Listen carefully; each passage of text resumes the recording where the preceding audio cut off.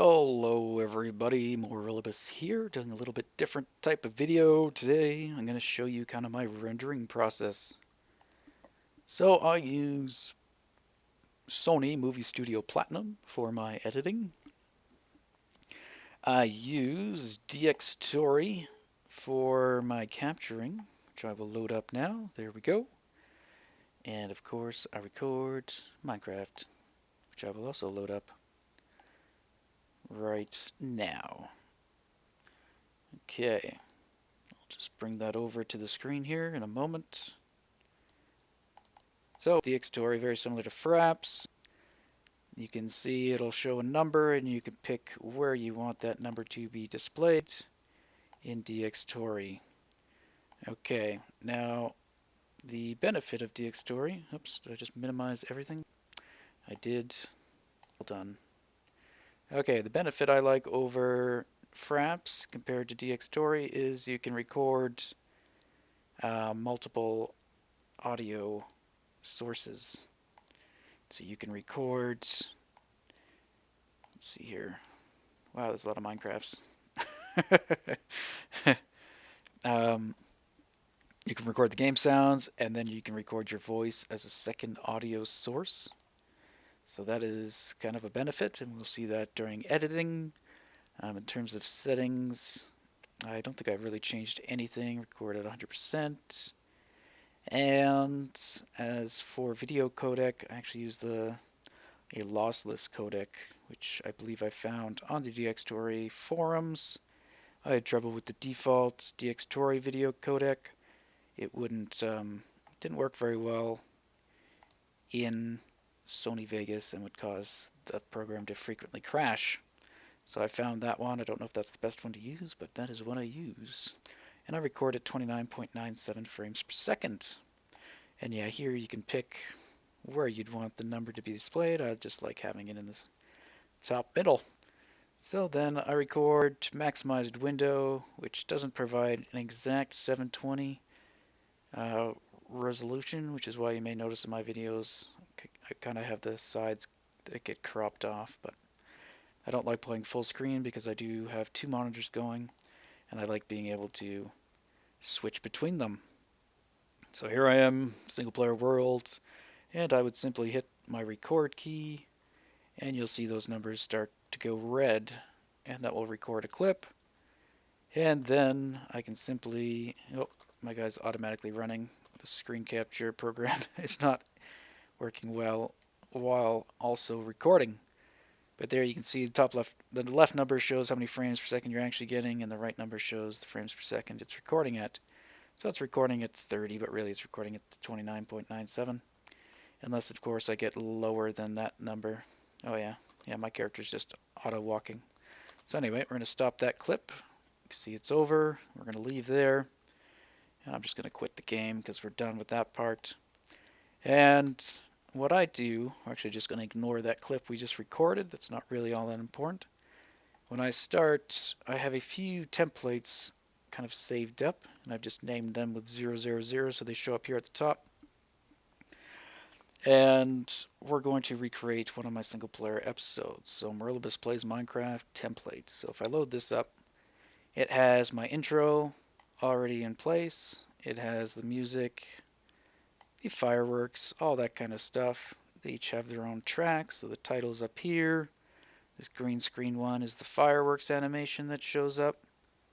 And the sound effects here is the fireworks sound. And then I have two audio tracks set up, one for game and one for voice. So now I will bring up my other monitor here, so you won't be able to see it, but I'm going to drag in all the clips that I recorded for episode 122, and you can see them here, and I'm just going to add them to the video, and I'm just going to line it up so it overlaps part of my intro, and that will just provide a slight transition. And then if I go through, I can see my outros over here too, and it's all part of a group, so they all move together. And I'll just add that to the end of the clips.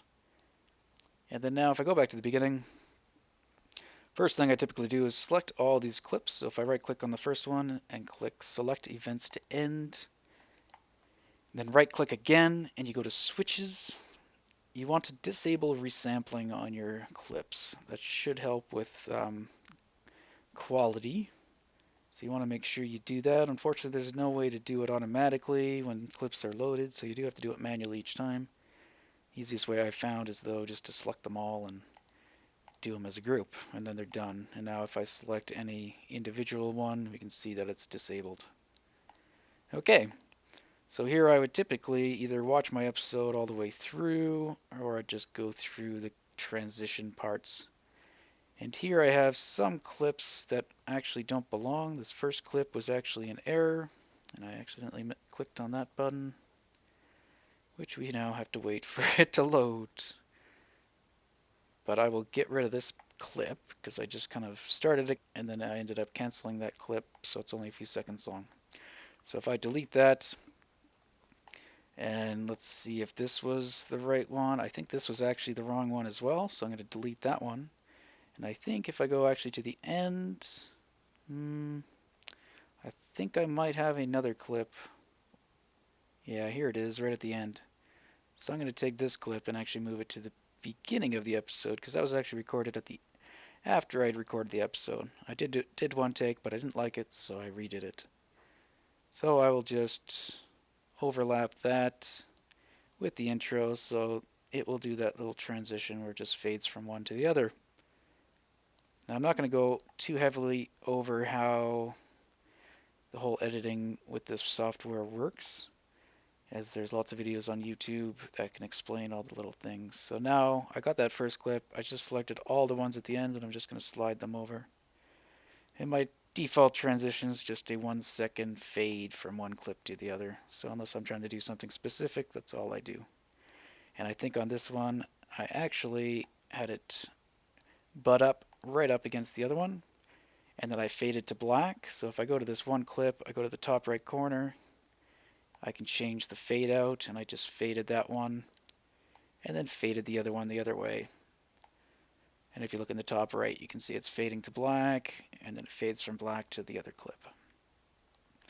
So with DxTory, you can see here I have two audio tracks. So one is dedicated just to my microphone, and the other one is dedicated just to the game sounds. So the benefit of that, if your game sounds are too high in a certain clip, or all the clips, you can change it. So I can lower the volume in just this one clip by lowering the gain here, or I can lower the volume on the whole track here. So it allows you to adjust things if you accidentally forget to, your game sounds are really high or game sounds are really low. You can adjust them without affecting the track with your audio or your own voice. So you can change that if your voice is too low, the game sounds are too high. You can change that and don't have to like throw away the whole clip. But that's pretty much it. So now I just got to take the outro here and drag it over, and I just line up the audio, and that provides me with a 2 second fade out at the end of the clip, or it will fade to black with the Enderman popping in, and there you go. Now, other settings that you may want to do up here, if you go to Project Video Properties, I have mine set to this for default. So anytime I start up a new project, it's always set to this. So I always record 720, and actually my displays only go up to 720. So that is the highest resolution I can record at, and I always record at 29.970 frames per second. You just want to make sure everything matches up. So if you're recording at 29.970 frames per second, you want to render at the same thing. You don't want to try to change the frames per second or the frame rate when you render from one to something different, or you will get usually some blurry footage. But anyway, that is all I've done there. Nothing too fancy. Another setting you may be interested in is if you go to Options and Preferences, there is this option here which says Close Media Files when not the active application. You typically want to have that unchecked unless you use some external editing programs that you want to use through the Windows, either Vegas. This is pretty much similar to Vegas with limited features. But yeah, you want to keep that unchecked. If you have it checked, sometimes during rendering, that clip will get loaded in another program, and that clip won't actually get rendered, and that's when you get like black clips in your videos. So you might have run into those occasionally on other channels where all of a sudden their video goes black. There's still audio, but there's no picture. So that's typically because the rendering program is no longer the active application, so it kind of unloaded the file. So you want to keep that unchecked to prevent that from happening, or just make sure that no other program is going to be trying to access video files that you are currently rendering. So anyway, that's all done. So what I'm actually going to do is just, let's go ahead and render this. Render as, I'm not actually going to render it, bing, I will render it to a temporary file, as I don't really want to keep this, and I've already rendered it, but I'll show you which settings I use. So as far as rendering goes, I do mine with Windows Media Video. I used to try doing the MP4 format, both the Sony or the main concept. Which one was it? That one. But I played around a bunch, and so far the best results that I seem to get is using the Windows Media Video format. And if I click on this one's a customized one I did. If you just go to Customize Template, and I'll load that up, and we can go through all the settings I have here if you're interested in the ones I use. Audio, I don't think I've changed anything, but you can take a look. Video, just recorded CBR, format, advanced 9 profile. I do not know what the different profiles will give you in terms of results. I haven't played around with that. Image size, again, match what you record at, 1280-720. Aspect ratio 1. Frame rate, again, 29.97. Match that to what you're recording at. And then I just have the sharpness up to 100%.